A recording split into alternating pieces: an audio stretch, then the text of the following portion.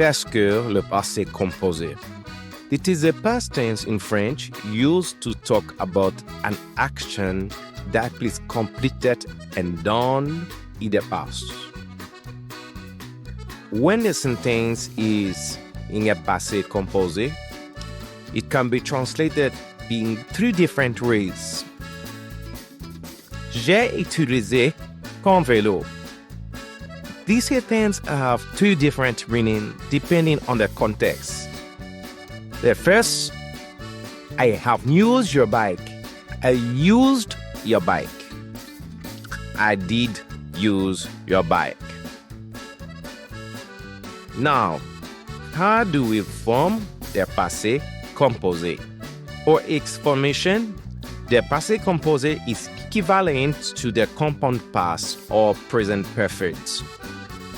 It is built of two parts: the auxiliary or rapid verb, avoir or être, and a past participle.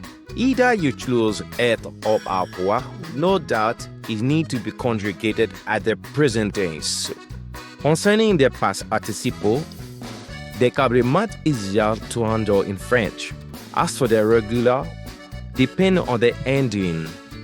If the verbs end with er, you must take it with a.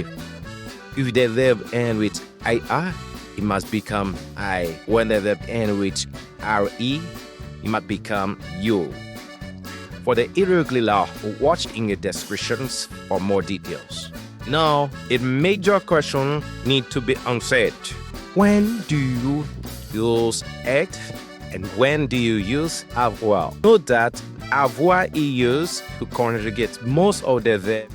The list of verbs that goes with être are into two groups. The first, you have the intransitive verb of movement. They are 16 in numbers and can be known or mastered under the acronym Dr. and Mrs. Van der Scham. The second group of verbs is other pronominal verb. A pronominal verb is a verb that we use with a pronoun. It simply means that the action is being performed by the subject on him or herself. An example of pronominal verbs we have se lever, se reposer, se mirer, se regarder, etc. Finally, note that a few verbs can be conjugated with être and avoir at the same time.